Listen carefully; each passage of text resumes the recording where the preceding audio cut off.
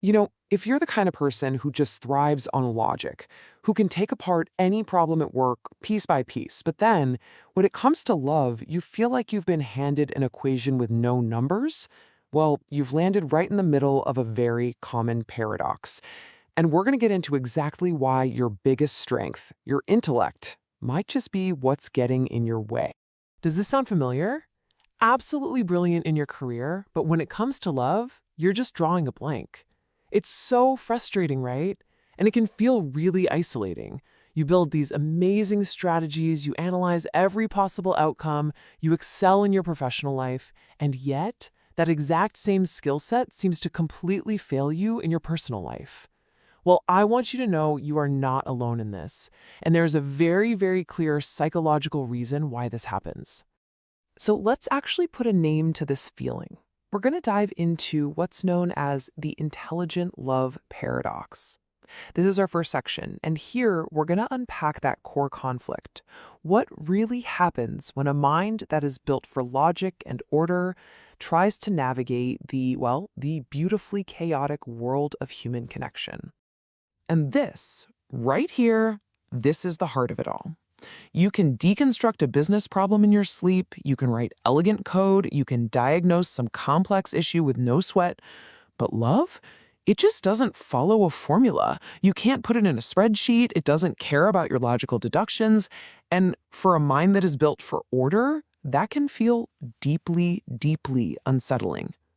Okay, let's just look at this comparison for a second. Over on the left, you have the world of problems. This is a world where you are in control. It has rules, logic, predictable outcomes. But then, on the right, you have love.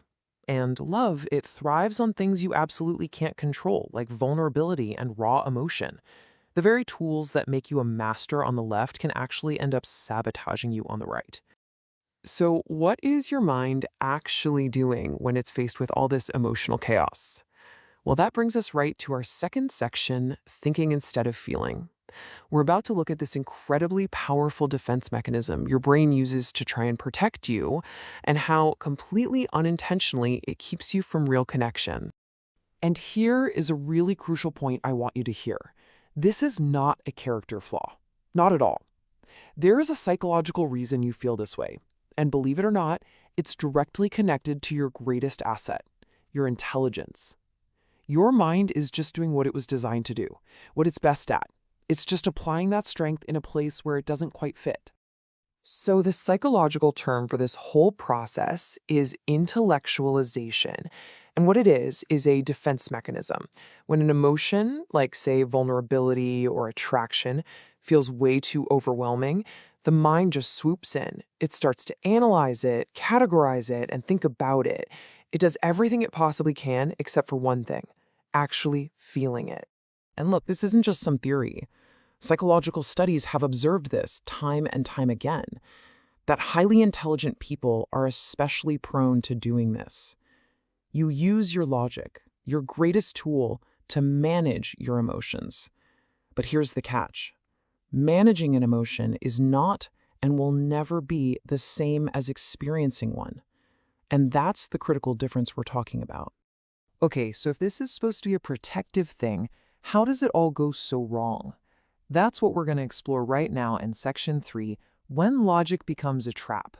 We're going to see how the very thing that's meant to shield your heart can end up building a fortress around it instead. It's so important to understand that this all comes from a good place. Your mind is genuinely trying to protect your heart. It's running simulations, anticipating potential pain, analyzing all the risks, and trying to find the safest, most logical path forward. The intention here is self-preservation, and it's using the only tool it really truly trusts, analysis. Let's just trace how this process plays out step by step. So, it starts here. Step 1, a feeling pops up. A little spark of attraction, maybe a wave of anxiety. But look what happens instantly in step 2. The brain kicks into analysis mode. It's not feeling, it's problem solving. By the time we get to step 3, logic and risk analysis have completely taken over, and they're dictating a safe response. And the end result in step 4 is that the initial feeling, it's just gone. You understand it, sure, but you never actually lived it. And this just says it all, doesn't it? You end up with a perfect cognitive understanding of the emotion. It's like you can read the sheet music perfectly. You see every single note, every chord, but you never ever actually hear the song. You've analyzed the map of love so perfectly that you've completely forgotten to take the journey. So, if we understand the trap, how do we start to get out of it?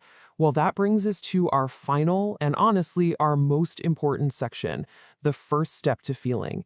And this isn't about becoming less logical. It's about learning a completely new perspective. So, the path forward really requires a fundamental shift in your approach. On the left, we see managing feelings, which is all about trying to contain the chaos, to control it. But the real goal is what we see over on the right, experiencing feelings. It's just about letting them be there, observing them, without that immediate need to solve them or judge them. You're shifting from being the manager of your heart to simply being present with it. And this right here is the most crucial insight. This whole journey isn't about turning your brain off or trying to become less intelligent. I mean, that's impossible, and it's not even the goal. The goal is much simpler. It's to just allow a little bit of space, a little bit of light for the heart to exist alongside the logic. It's about giving that feeling maybe a 1 second head start before the analysis machine kicks in. So, I'll leave you with a final thought to just sit with for a little while. You've spent so much time and energy trying to think your way to an answer in love. But what if the analysis isn't where the answer is found? What if your heart has known the answer all along?